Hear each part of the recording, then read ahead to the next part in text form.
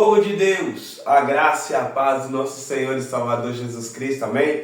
Que o Eterno nos abençoe, nos guarde, nos proteja, em nome do Senhor Jesus Cristo. Eita glória, nossa quarta aula sobre Gênesis. E o tema desta aula é Caim e Abel. Glória a Deus.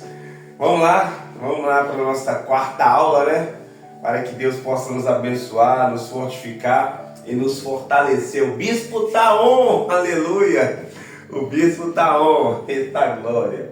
Então vamos lá, vamos orar, né? Para que Deus possa nos fortalecer, falar conosco, em nome do Senhor Jesus Cristo. Poderoso Deus, eterno Pai, Senhor, em nome do Teu Filho amado Jesus Cristo, nós queremos nos colocar diante do Senhor na condição de necessitados. Espírito Santo, fale conosco, que o Senhor venha estar derramando as bênçãos do Senhor sobre as nossas vidas. Meu Pai, que possamos colocar em prática aquilo que aprendemos e que principalmente possamos ser alimentados espiritualmente da Tua Palavra. Pai, eu creio no amor e naquilo que o Senhor tem preparado para nós a partir desta aula. E que possamos colocar em prática, entendermos e compreendermos aquilo que o Senhor quer falar conosco. Abençoe este homem, essa mulher que está acompanhando, abençoe este jovem, abençoe este adolescente, seja com cada um de nós. Assim nós oramos, certa vitória em nome do Pai, do Filho e do Espírito Santo de Deus. Amém? Aquele pedido sempre especial, deixe seu like aí, tá aparecendo já aqui embaixo aí, ó.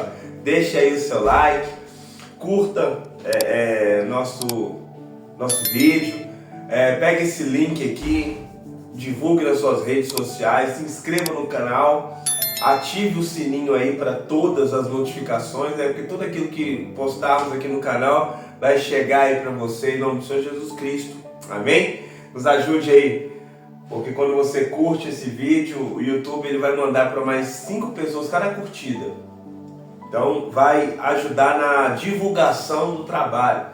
E que o nome do Senhor venha a ser exaltado e glorificado, não só hoje, mas para todos sempre. Amém? Então vamos lá. Caim e Abel. Vamos lá.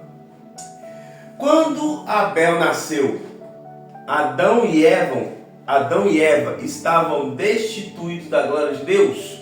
O que você acha? Quando Abel nasceu, Abel é o primogênito, né? A gente trata muito, fala Caim, mas Abel é o primogênito. Quando Abel nasceu, Caim e Adão estavam destituídos da glória de Deus? O que você acha? Romanos 3, capítulo 23 ao 25 vai responder isso. Vamos lá? Porque todos pecaram e destituídos estão da glória de Deus, sendo justificados gratuitamente por sua graça, mediante a redenção que há em Cristo. Deus o ofereceu como sacrifício para propiciação por meio da fé, pelo seu sangue, proclamando a evidência da sua justiça. Por sua misericórdia havia deixado impunes os pecados anteriormente cometidos. Então, quando Caim e Abel nasceu, quando Abel nasceu,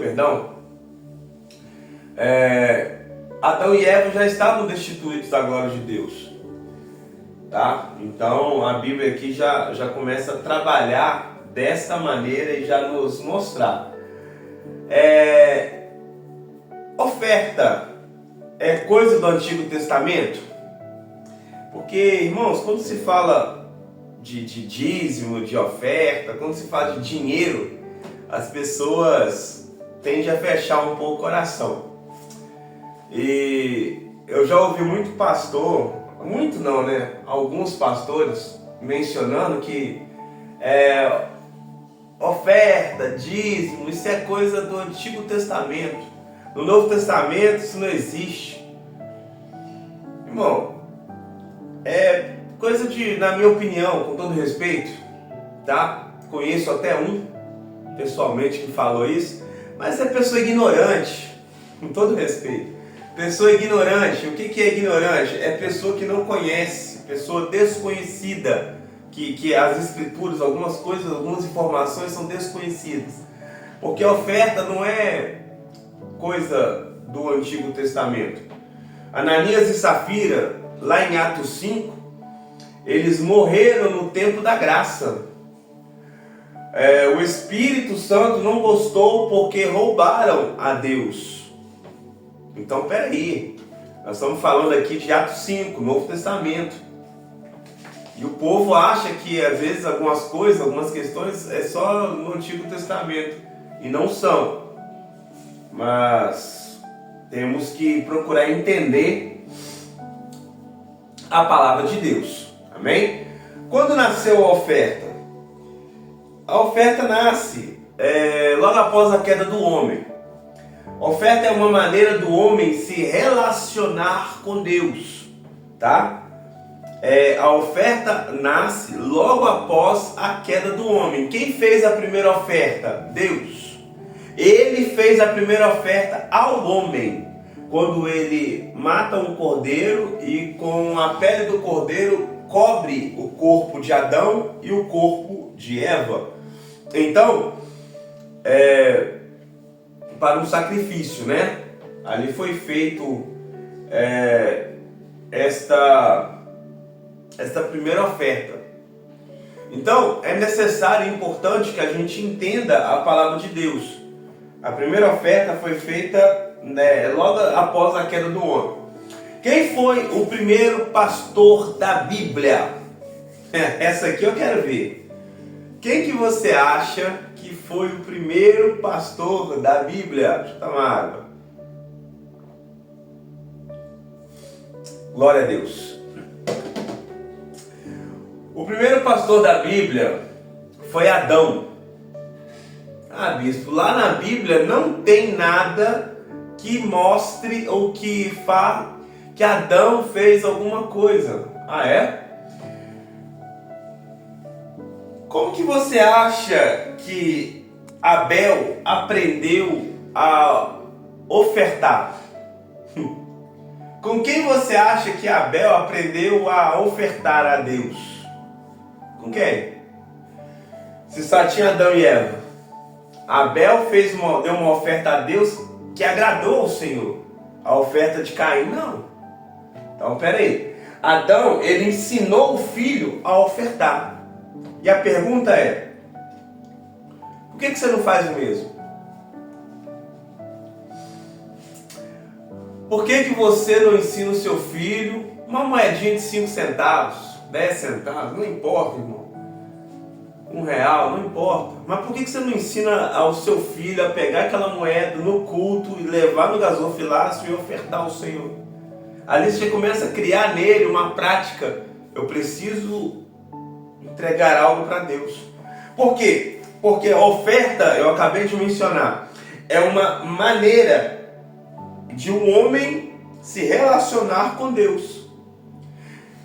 E se você quer o bem do seu filho, ensina a ele o caminho que ele deve andar. Porque quando ele crescer, ele não se desviará. Isso é bíblico. Então, ensina já o seu filho a se relacionar com Deus. E aí, você vai ver que o relacionamento dele com Deus tende apenas a se fortalecer. Amém? E de quem foi a primeira oferta na Bíblia? Eu já dei a dica, né? Se você pegou, bacana. Se não, vamos lá em Gênesis capítulo de número 4. Gênesis capítulo de número 4, versículo, não é verso, tá? E deixa eu fazer já abrir um parênteses aqui.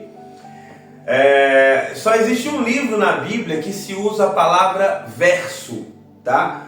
Capítulo e verso. Só existe um livro na Bíblia, que é o livro de Salmos, tá? O livro de Salmos nem se usa tanto a palavra capítulo, porque são cânticos. Então, Salmos de número 10, verso de número tal. Essa é a maneira correta de falar, de mencionar sobre Salmos. Salmos não tem capítulo, porque são cânticos. E Salmos tem versos, porque são cânticos. Os demais livros existem capítulos e versículos. Amém? Fecha aspas. ou fecha parênteses. Vamos lá. Gênesis capítulo de número 4, versículo de número 3. Diz o seguinte: passando o tempo, Caim apresentou alguns produtos do solo em oferenda ao Senhor. Abel, por sua vez, ofereceu as primícias e a gordura do seu rebanho. Ora, o Senhor aceitou com alegria a Abel e sua oferta. Então, Gênesis 4, versículo 3 mostra na Bíblia um homem e uma mulher que se relacionou com Deus sem oferta. Então, assim, me mostra na Bíblia um homem ou uma mulher que se relacionou com Deus sem nenhuma oferta. É importante a gente entender algumas coisas, porque quando a gente fala a respeito de ofertar, sabe, as pessoas fecham o coração. Mas eu disse que oferta é uma maneira da pessoa se relacionar com Deus. Me mostra um homem ou uma mulher na Bíblia. Pode deixar nos comentários aí se você tiver encontrado alguém na palavra de Deus que se relacionou com o Senhor sem nenhuma oferta. Pode deixar os comentários, porque até hoje eu não encontrei não. E eu estou curioso para me saber, tá? Até hoje eu não encontrei. Então, pelo amor de Deus, para você ter um relacionamento com o Eterno, aprenda e entenda que você precisa ofertar ao Senhor. Não existe ninguém na face da terra que se relacionou com Deus sem ter ofertado, sem ter gastado um tempo, sem ter se dedicado ao Senhor. Amém? Porque Deus não se atentou para a oferta de Caim. Eu acabei de ler em Gênesis 4, versículo 5. Melhor, Gênesis 4, versículo 3. Eu acabei de ler. Por que Deus não se atentou para a oferta de Caim? Vamos lá? A resposta aqui, ó, Gênesis 4, versículo 5. Todavia não se agradou de Caim e de sua oferenda, e por esse motivo Caim ficou muito irado, e seu semblante assumiu uma expressão maligna. A versão que eu uso, lembrando, é a versão King James, tá? Então eu gosto dessa expressão, eu gosto dessa versão da King James. Ela diz que Caim ficou irado e seu semblante assumiu uma expressão maligna. Olha para você ver. O que isso quer dizer, bispo? Aqui fala da personalidade de Caim. A partir desse momento, Caim demonstra uma personalidade. Ele teve ciúmes da oferta do irmão. E eu quero entrar dentro dessa personalidade de Caim, para que nós possamos entender um erro grosseiro da parte de um ser humano e que nós não devemos cometer jamais, para que não possamos ter o mesmo fim que Caim teve. Amém? Características de Caim: é um homem ciumento, imaturo, violento, mentiroso e rancoroso. Ele guardou rancor, ele guardou ódio, a ira no coração dele, por causa que Deus se atentou para a oferta de Abel. Qual que é a síndrome de Caim? E aqui eu quero tratar isso aqui com você, porque estamos em Gênesis, a aula sobre Gênesis, mas eu quero tratar algo bem específico aqui com você. Síndrome de Caim. Um sinal da síndrome de Caim, qual que é, bispo? Imaturidade. Aprenda a ter maturidade quando você ouvir não de alguém ou de Deus. Aprenda a ter maturidade. Uma síndrome de Caim é a imaturidade. Qual é o sinal da imaturidade de Caim? O semblante dele caiu. Ficou triste. Quando você ouve o não, como é que é o seu posicionamento?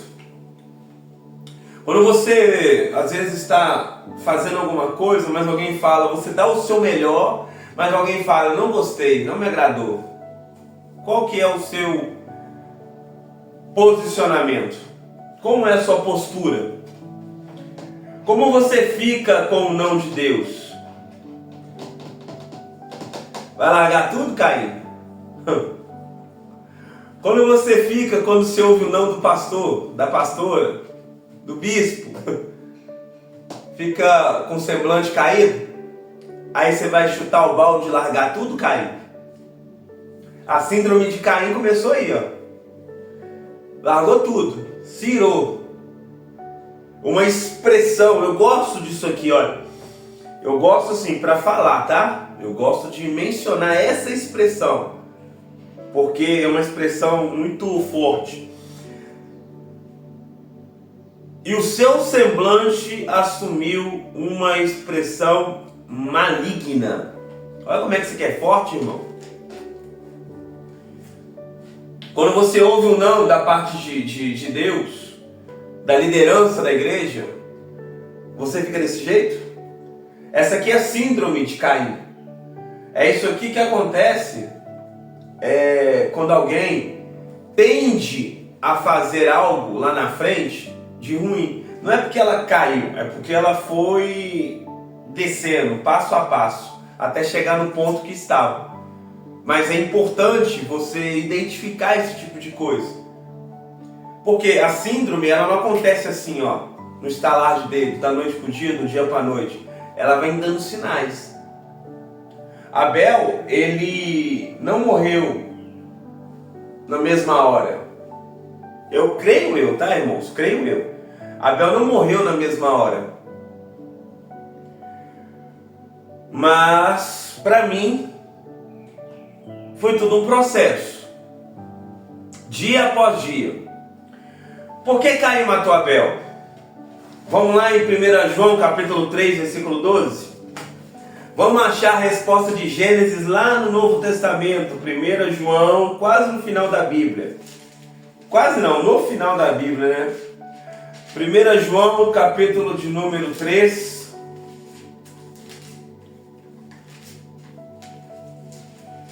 1 João capítulo de número 3.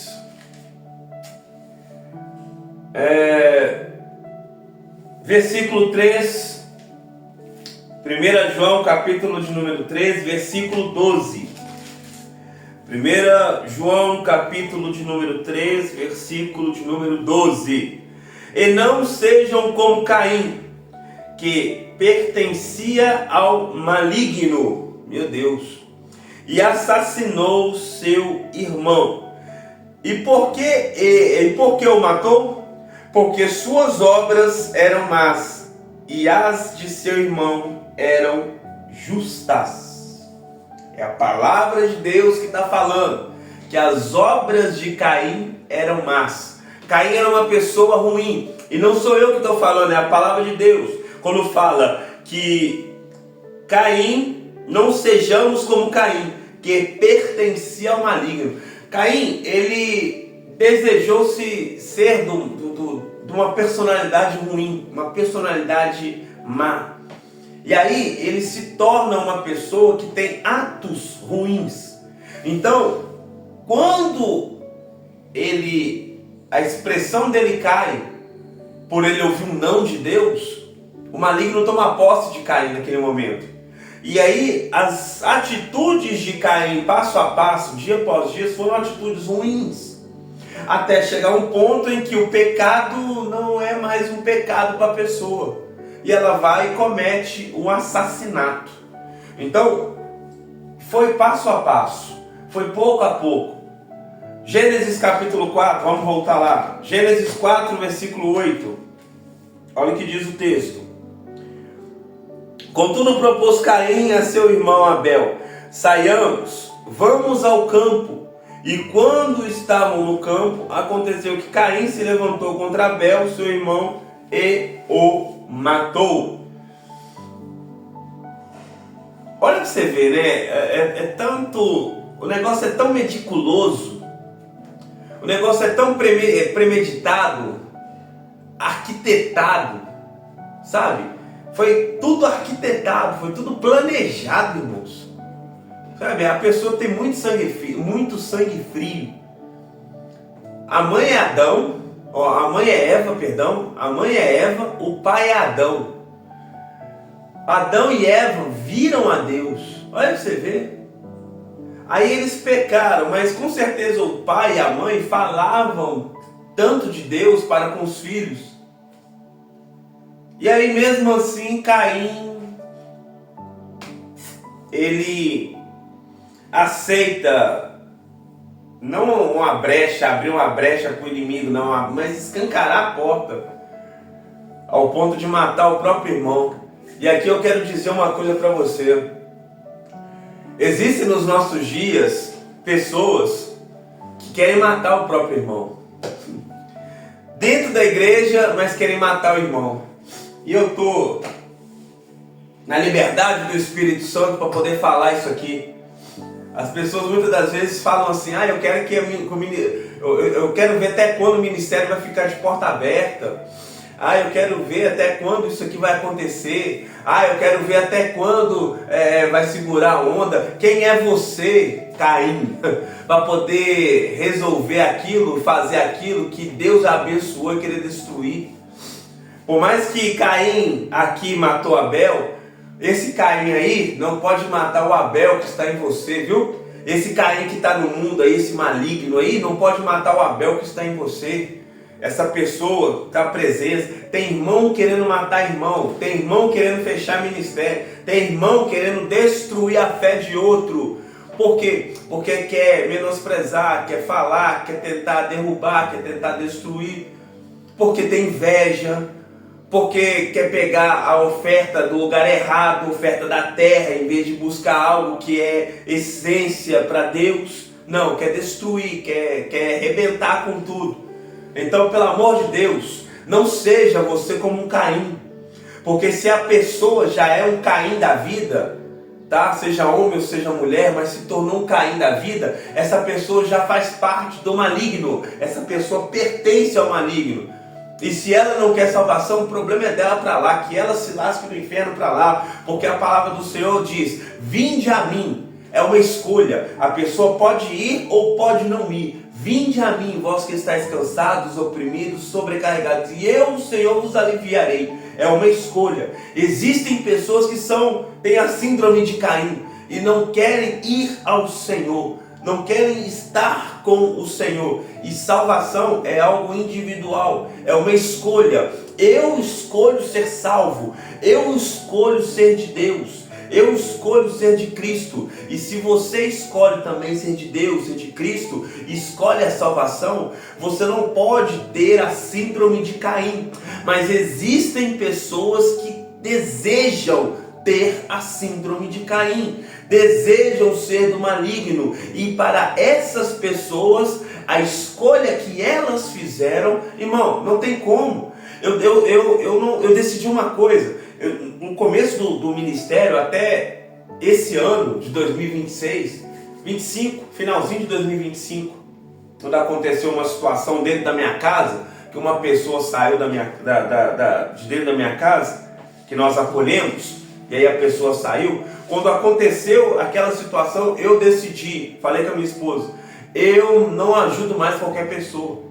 Comentei com um varão, falei: olha, eu só vou ajudar a partir de agora quem quer ser ajudado. Irmãos, isso é fato. Se a pessoa não quer ser ajudada, eu não vou mais pôr a mão, deixa ela. Se a pessoa não quer ser ajudada, se a pessoa quer remar contra a maré, deixa ela, irmão, deixa ela. A gente só ajuda quem quer ser ajudado. A gente não pode abrir a cabeça da pessoa e falar: olha, isso aqui é o melhor, vai, segue aqui. Não, se a pessoa quer seguir a síndrome de Caim, irmão, você vai orientar, vai falar, não deu ouvido, não, deixa aí, irmão, deixa seguir, deixa fazer o que tem que fazer, deixa fazer o que tem que fazer, que se lasque pra lá, porque a gente tem que aprender que a nossa luta, ela não é contra a carne e contra sangue, e eu não vou ficar lutando contra uma pessoa, não. Quer salvação? Estou aqui para ajudar. A igreja está aqui para ajudar. Quer salvação, não? Segue seu caminho que eu vou seguir o meu. São caminhos distintos. São caminhos distintos. Vamos lá. Por que Caim se levantou contra Abel no campo? Porque foi justamente o local que ele escolheu, que Caim escolheu para matar Abel, no campo, longe de todo mundo. Então, presta atenção, é no campo que muita gente acaba sendo morta. É fora da casa. Olha isso aqui, irmão. Pelo amor de Deus, pega isso aqui, irmão. Desceu aqui, ó. Tá quentinho. Pega isso aqui que é de graça. É fora da casa, fora da igreja, que o Caim se revela para matar Abel. Não é na igreja, é no campo. É fora da igreja que vem aqueles 3 demônios. Viu? Presta atenção nisso aqui, irmão. Fora da igreja acontece que 3 demônios se levantam, principalmente. Que demônio que é esse? Vou falar o nome deles para vocês, viu? E a partir de agora, nunca mais você esqueça isso. Vou te falar o nome desses 3 demônios usados por Caim para poder matar Abel no campo, fora da igreja. Qual é o nome, bispo, desses 3 demônios? Me disseram, me contaram e me falaram.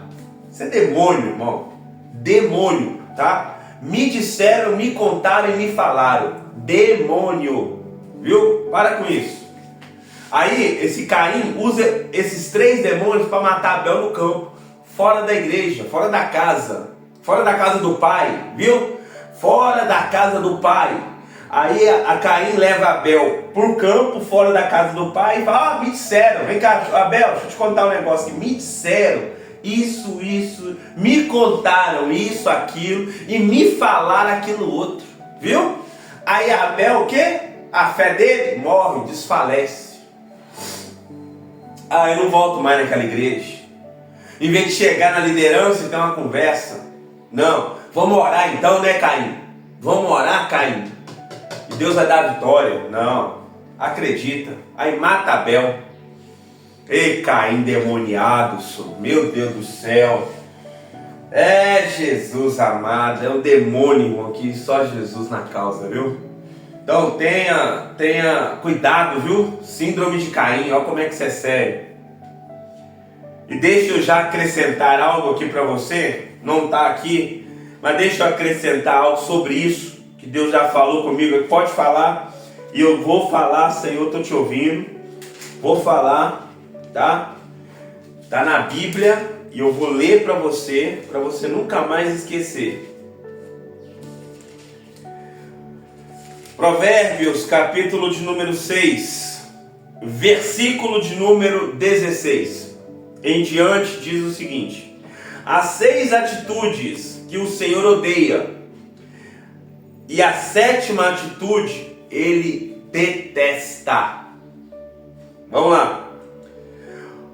Olhos arrogantes, língua mentirosa, mãos que derramam sangue inocente.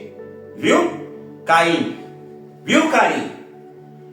Essa é a 3ª, Deus odeia. Coração que maquina planos perversos, pés que se apressam para fazer o mal, e a 6ª, a testemunha falsa que espalha difamações, mentira. A testemunha falsa que espalha mentira. Deus odeia isso, viu, Caim? Deus odeia essas coisas, viu, Caim? Pelo amor de Deus. E a 7ª, Deus detesta, que é pior do que odiar, é detestar. E aquele que provoca contenda entre irmãos, faz 2 pessoas brigarem. Uma 3ª, faz outras 2 pessoas brigarem. Deus detesta isso. Então, coloca isso aí na sua cabeça, na sua mente. O quão sério é a síndrome de Caim, tá bom? A síndrome de Caim é um negócio assim tão complicado que faz a pessoa mergulhar no precipício de ponta. É complicado, viu? O campo, como eu disse ali, ela representa fora da igreja. Porém, aprenda uma coisa: maior é o que está em nós do que o que está no mundo.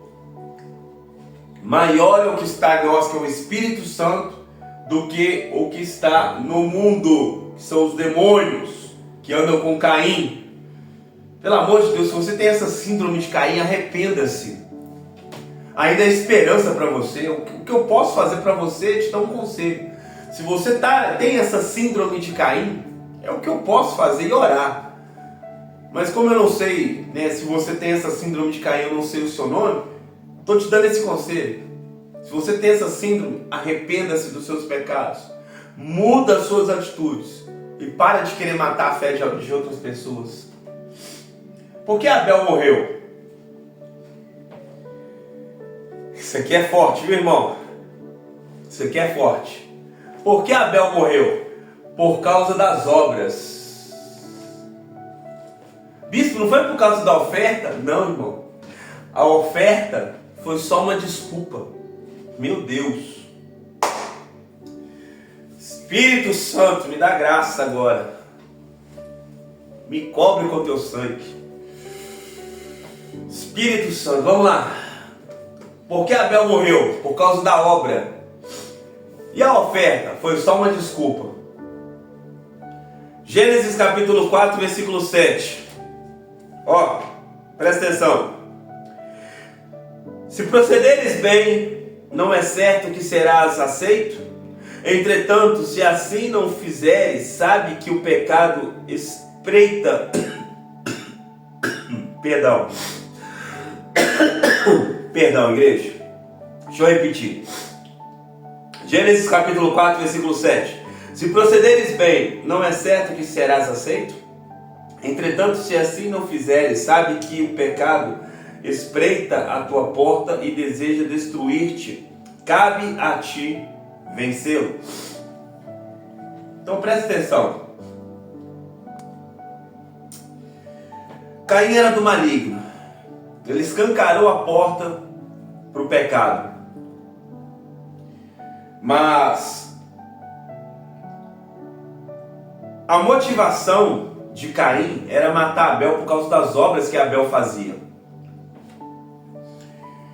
Hoje em dia, você ser um dirigente de um ministério, hoje em dia você fazer boas obras, fazer missões, cuidar dos necessitados, da viúva, daqueles que precisam, dos órfãos. Hoje em dia você pregar a palavra de Deus, ensinar a palavra do Eterno.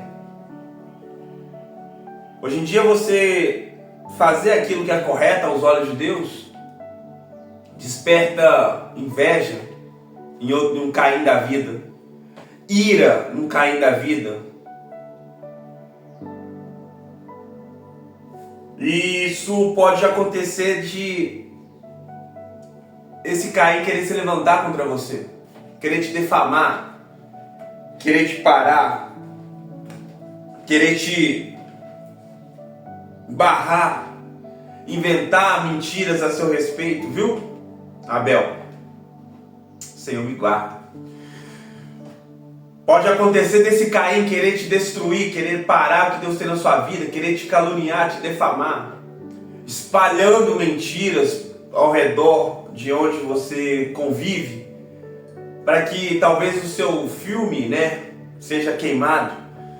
Mas em nome do Senhor Jesus Cristo, resista, viu? Continue fazendo essas boas obras. A palavra de Deus fala deixa eu ver só se eu não vou citar texto errado, porque eu sou muito chato e cuidadoso com isso. Eu não gosto de citar texto errado. Achei. Mateus capítulo 5, não vou citar texto errado.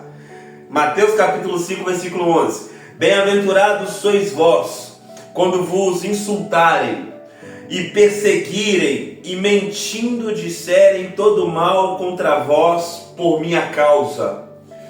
Exultai e alegrai-vos sobremaneira, pois é esplêndida, ó Senhor, a vossa recompensa nos céus, porque assim perseguiram os profetas que vieram antes de vós. se estão mentindo a seu respeito, se estão te caluniando, se estão te defamando, se estão querendo te destruir, por causa do Senhor, do nome de Jesus Cristo, alegre o seu coração, viu? Alegre o seu coração, porque é grande o vosso galardão no céu. Se Caim se levanta para poder matar Abel por causa das obras de Abel, não se preocupa não, irmão. Deixa que desse Caim cuida o eterno, meu Deus do céu.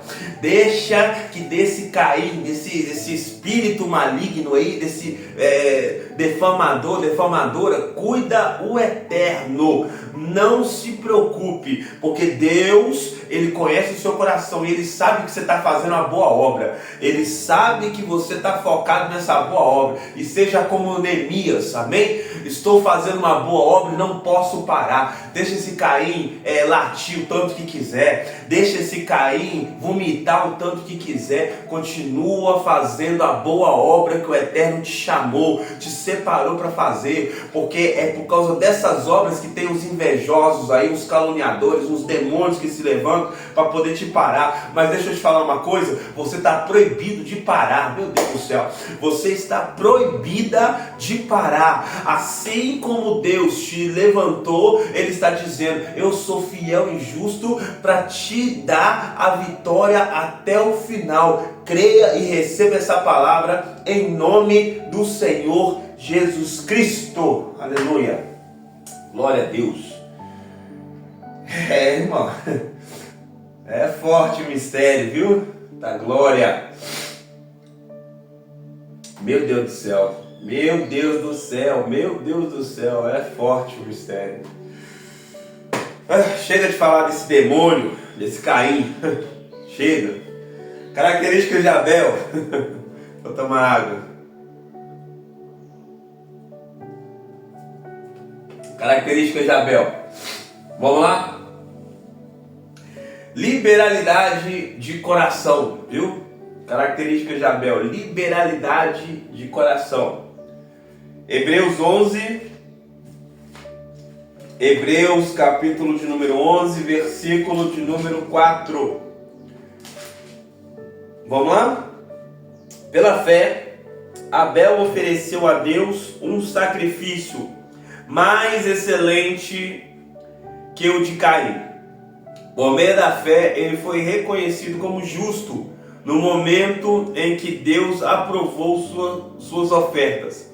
Apesar de estar morto, seu testemunho de fé ainda é eloquente. Tá aí, ó. Liberalidade de coração. Ele decidiu ser justo. Irmão, é o que eu estou falando. Liberalidade de coração, traduzindo, é isso aí. Ele decidiu ser justo. Caim decidiu ser do maligno. Abel decidiu ser justo. Vamos ler o versículo 6 do capítulo 11 de Hebreus? Em verdade, sem fé é impossível agradar a Deus. Portanto, para qualquer pessoa que dele se aproxima, é indispensável crer que ele é real. Ele, o Senhor, tá? E que recompensa todos quantos se consagram a Ele, ao Senhor. Então, a fé, ela fez diferença na vida de Abel. Você quer ter uma vida similar à de Abel? Tenha fé, seja uma pessoa justa, tá? Tenha um caráter justo e santo. Isso aqui é muito importante. Mateus capítulo 23, versículo 25. Caráter justo e santo, tá? Tenha um caráter justo e santo. Mateus capítulo 23, versículo de número 25. Ai de vós, doutores da lei e fariseus, hipócritas, porque limpais o exterior do corpo e do prato, mas por dentro estes estão repletos de avareza e cobiça.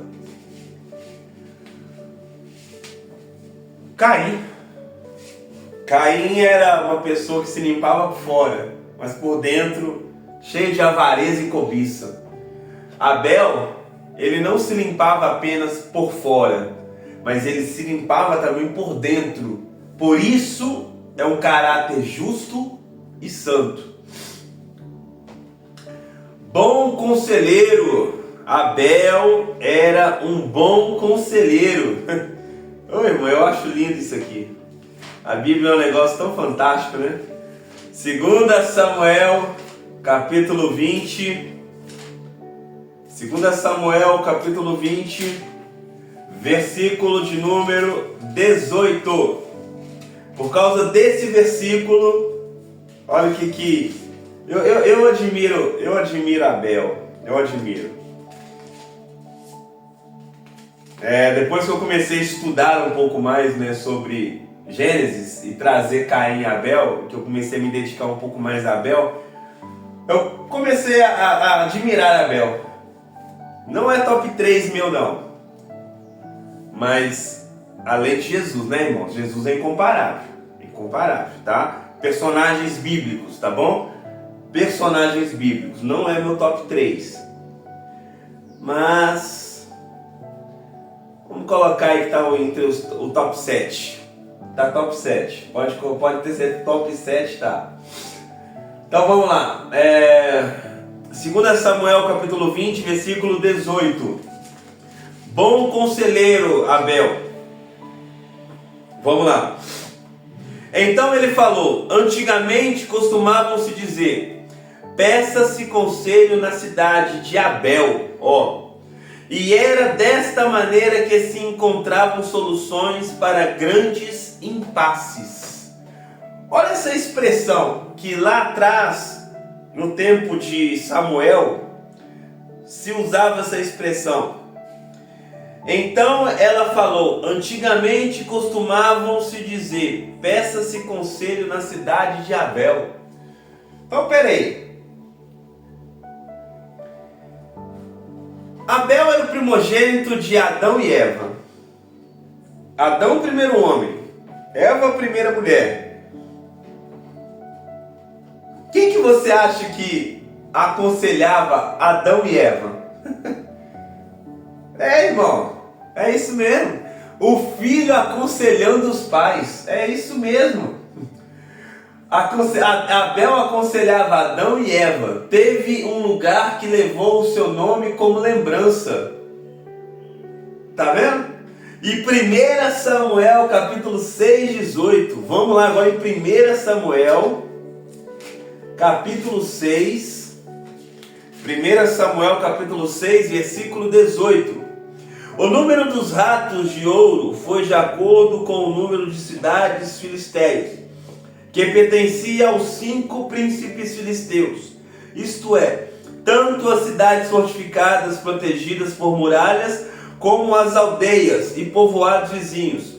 A grande pedra sobre a qual depositava a arca do Senhor é até nossos dias uma testemunha no campo de Josué.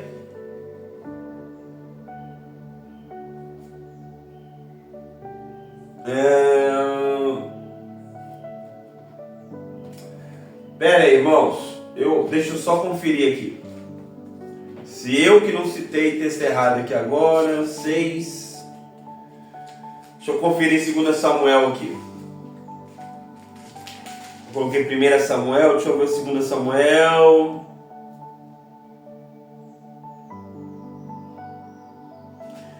Esquece esse texto de 2 Samuel 6,18 ou 1 Samuel. Vamos ficar só com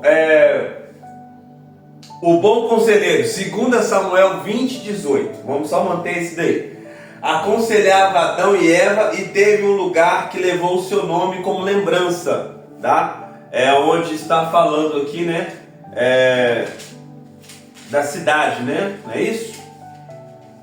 20,18. 2 Samuel 20,18. Então, antigamente costumava se dizer, peça conselho na cidade de Abel. Então, pronto. Vamos ficar só com isso daqui, tá? Esquece aí 1 Samuel que eu citei. Não é um versículo que fala sobre Abel. Então, vamos lá. Bom conselheiro. Então, Abel aconselhava, na minha visão, no meu modo de ver as coisas, era um bom conselheiro, que aconselhava a Adão e Eva e depois veio aconselhar, né? Por ter essa fama de bom conselheiro, talvez aconselhou tanto Caim, mas Caim não deu ouvidos. Vamos lá. Por que você oferta e devolve o dízimo? Por quê? Por que você oferta e devolve o dízimo? Ah, bispo, eu ouvi de você que hoje que a oferta me faz ter mais intimidade, relacionamento com Deus. E por que você devolve o dízimo? Qual que é o propósito do dízimo? Deixa eu responder essas perguntas para você. 4 razões para você devolver o dízimo e ofertar. Vou te dar 4 razões. Primeiro, é um princípio bíblico. Só para começo de conversa. E o que é princípio bíblico, bispo? Lei. Lei. Mandamento. 2. Segundo, me coloco debaixo de várias bênçãos. Quando eu devolvo o dízimo e quando eu oferto, eu estou me colocando debaixo de várias bênçãos. A oferta traz mais de 8.000 promessas liberadas para nós. Existem na palavra de Deus mais de 8.000 promessas em relação a finanças. Cita para mim aí 10. Nos comentários aí, cita 10 para mim. 10. Dá uma pausa no vídeo aí e cita 10 promessas para mim. Tem mais de 8.000, hein? Deixa eu ver se você tá ligado ou ligada. E quarta, o dízimo é para proteger o que eu tenho e oferta é para multiplicar. Como eu disse, às vezes as pessoas elas fecham o coração para isso. Se a pessoa não quer ser abençoada financeiramente, eu lavo minhas mãos. Estou aqui para ensinar aquilo que a palavra fala. Eu quero ser abençoado e quero ter as bênçãos do céu sobre minha vida. O dízimo é para proteger o que eu tenho. Por quê? Porque você só está demonstrando fidelidade a Deus, devolvendo aquilo que não é seu. Quando eu devolvo o dízimo, eu estou mostrando, Senhor, eu sou fiel ao Senhor, não ao dinheiro. Então eu estou devolvendo o que é do Senhor, não é meu. 10% da minha ordenança é do Senhor, toma. É do Senhor. E o que é a oferta? É arrancar o valor dos 90% que são meu, que é meu. Aí Deus multiplica. Primeiro Deus vai proteger o que é seu, porque você está focado no Senhor e não no dinheiro. Então, opa, o maligno não vai tocar nele não. O maligno não toca nela não. Aí, quando você fala assim, não, Senhor, eu não quero só proteção, não, eu quero que o Senhor multiplique. Então, eu estou arrancando, eu estou tirando dos meus 90% um valor X para oferta. Toma, Deus. É do Senhor também. Aí Deus não resiste, não, irmãos. Ele olha no céu e fala, realmente, o coração dele não está nas coisas financeiras, no dinheiro, nesse mundo, está no céu. E aí Deus multiplica. Porque sabe, ele entende que ele pode te abençoar, porque você não vai desviar por causa do dinheiro. Ele pode te dar uma cesta básica e não um pão de cada dia, de uma vez só. Amém? Qual foi a consequência do pecado de Caim? Gênesis capítulo 4, versículo 11. Portanto agora és mais amaldiçoado que a terra que abriu a boca para tragar as tuas mãos, o sangue de teu irmão. A consequência do pecado de Caim? Caim virou um andarilho, mendigo, virou um maldito, como pessoas estudadas que querem viver nas ruas. É triste, né? Filho do homem criado e formado por Deus, que via Deus todos os dias, aí pecou. Adão e Eva foram destituídos do jardim. Era o mordomo de Deus, cuidava da casa do Senhor. São jogados para fora do jardim. E talvez eles contaram tantas histórias para os filhos. Deus ele vinha lá, fazia isso. Talvez Deus brincava comigo, falava comigo, conversávamos sobre isso, sobre... Não, nós temos mente para isso. Nós temos intelecto para isso. Talvez Deus falava comigo isso, falava comigo aquilo. Tinha uma vida tão fantástica, né? Analisa bem. Ouvia tanto de Deus. Poderia dar a sua melhor versão para Deus, mas deu a sua pior versão para o maligno. Nossa, vou postar isso aí. Poderia ter dado a sua melhor versão para Deus, mas deu a sua pior versão para o maligno. Eu vou postar. E aí, a vida final de Caim se torna um andarilho, um mendigo, um maldito.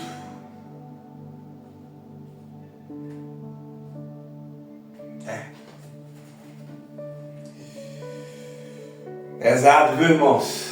Pesado. Deus colocou uma marca em Caim para que ninguém o matasse. Mas quem foi que matou Caim? Ele foi morto, ele foi assassinado. Quem que matou Caim? Você sabe? Deus colocou uma marca em Caim. Vamos lá no versículo 23 do capítulo 4 de Gênesis. Então Lameque vangloriou-se diante de suas esposas, Ada e Zilá.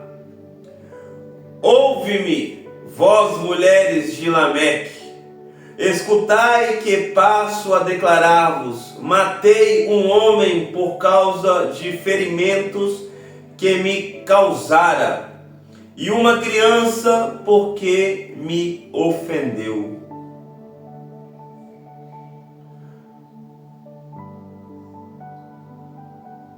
Ora, deixa eu ler o 24.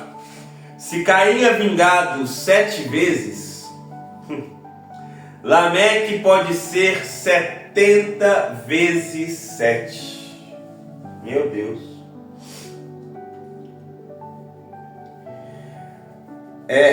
Vamos lá. Se estava ruim para Caim, para Lameque ficou muito pior. Tipo 70 vezes 7 vezes pior. Então vamos lá. Deixa eu falar sobre profissões da Bíblia, para a gente quase passar régua. Vamos lá. Quem foi o primeiro construtor civil e agricultor? O primeiro construtor civil, o primeiro pedreiro, o primeiro mestre de obra. Quem foi? Sabe? Gênesis 4,17. Então Caim coabitou com sua mulher. Ela engravidou e deu à luz a Enoque. Depois Caim fundou uma cidade, a qual deu o nome do seu filho Enoque. Fundou uma cidade. Então Caim construiu uma cidade. O primeiro construtor civil e o primeiro agricultor na Bíblia. Tá? Tô falando de profissões. Pega isso aqui, irmão, que é de graça. Tá? Primeiro pedreiro, primeiro mestre de obra, primeiro servente, primeiro construtor civil na Bíblia, Caim. Nisso aqui, ele ganhou um pontinho. Quem foi o primeiro pai do MST? Quem foi o pai, quer dizer? Quem foi o pai do MST? Bispo, o que é MST? Movimento Sem Terra. Quem que foi? Jabal foi o filho de Caim, tá bom?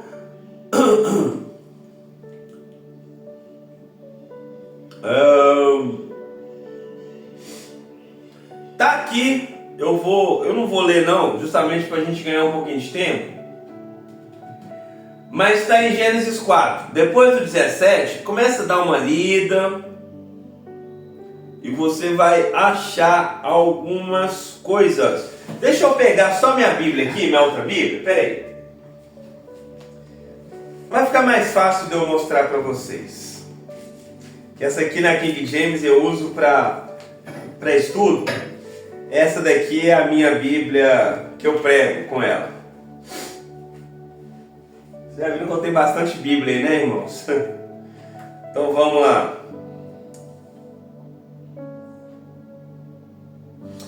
Ó, versículo 20. Ada deu à luz a um filho chamado Jabal, que foi o antepassado dos que criam rebanhos e vivem em tendas. Então, o pai do MST, Jabal, filho de Caim. Quem foi o primeiro professor instrumentista de harpa e órgão? Quem foi? Foi Jubal, não é Jabal, agora é Jubal. Deixa eu ver se eu acho Jubal aqui. Achei. E o nome do seu irmão era Jubal. Este foi o pai, versículo 21. Esse foi o pai de todos os que tocam harpa e órgão. Então, o primeiro professor instrumentista de harpa e órgão, Jubal. Amém? Quem foi o primeiro metalúrgico? A galera aí dos metalúrgicos aí, ó. A galera que gosta do Lula, nosso presidente. Irmãos, aqui não tem nada de política não, tá? Mas eu só lembrei que Lula ele é metalúrgico, não é isso? Se eu não falei besteira aqui, né? Mas vamos lá. O primeiro metalúrgico é Tubal-Caim. Tubal-Caim. Exilá também teve a Tubal-Caim, mestre de toda a obra de cobre e de ferro. E a irmã de Tubal-Caim foi Naamá, não Naamã, Naamá. Amém? Então, Tubal-Caim foi o primeiro metalúrgico. Bispo, mas também existem os homens da caverna que fizeram fogo com pedra e tal. Eu falei, irmão, eu estou falando na Bíblia, tá bom? Na Bíblia, tá? Profissões na Bíblia. Amém? Os homens da caverna, eles ficam à parte. Ok? Vamos lá. Deixa eu só pegar uma apostila aqui. Porque eu acho que eu fiz uma anotação aqui.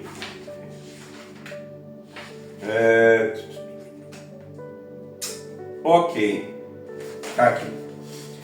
Então vamos lá. Para finalizarmos e passarmos a régua,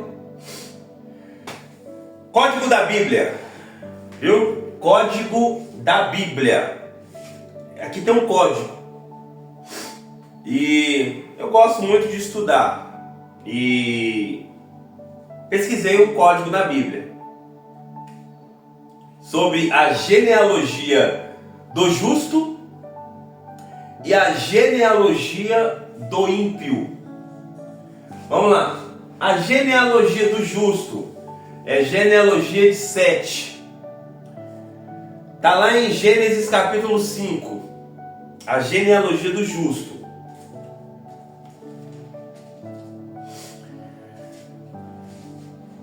Vou pegar Adão, depois Sete, depois Enos, Cainã, Maalalel, depois Jared, depois Enoque, depois Metusalém,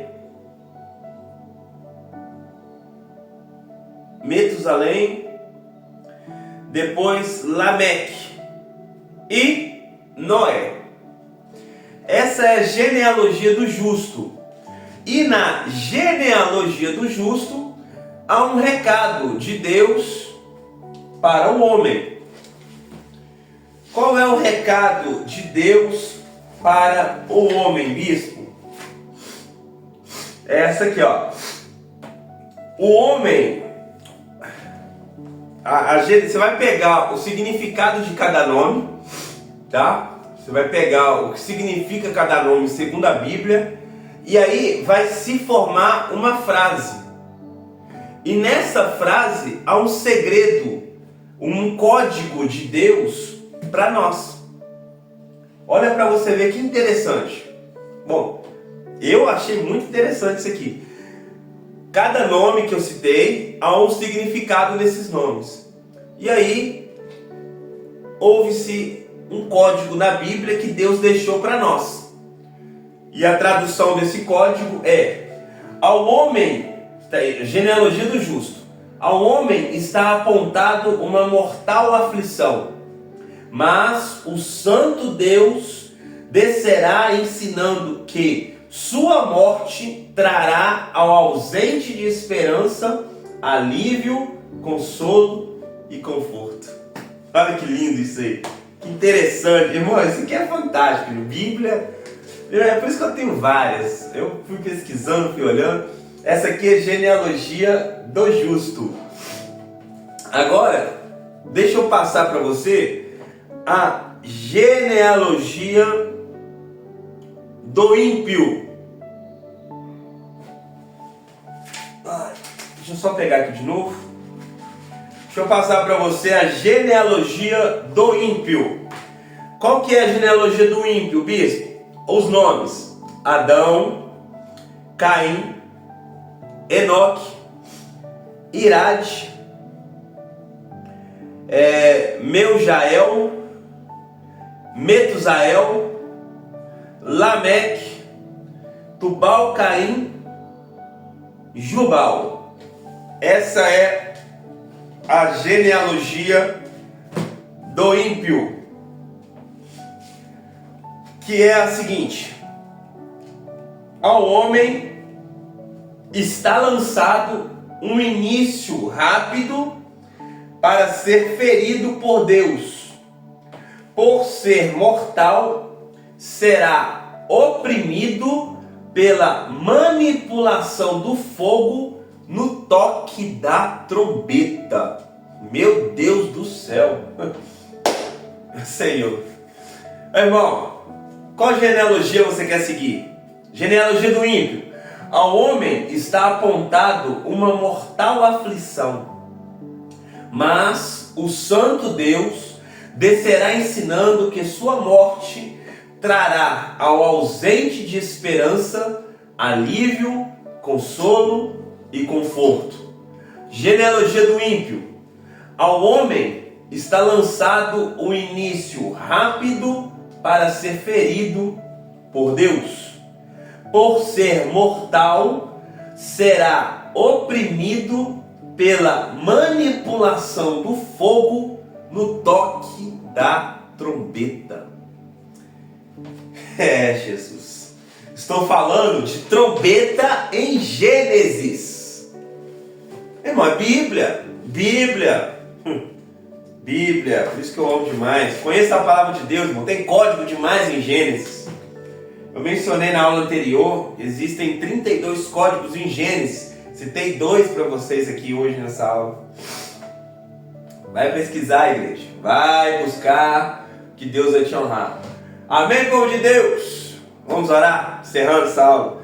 Pai, em nome do Senhor Jesus Cristo, derrama a tua glória, a tua graça, o teu poder. Obrigado por este ensinamento, obrigado pelas nossas vidas. Que o Senhor manifeste a tua glória, a tua graça, o teu poder. Obrigado por este ensinamento, que o Senhor venha ser conosco, nos abençoe, nos guarde, e que a síndrome de Caim nunca nos alcance, mas que possamos, meu Pai, ter as características de Abel. Assim nós oramos, certo da vitória, em nome do Pai, do Filho e do Espírito Santo de Deus.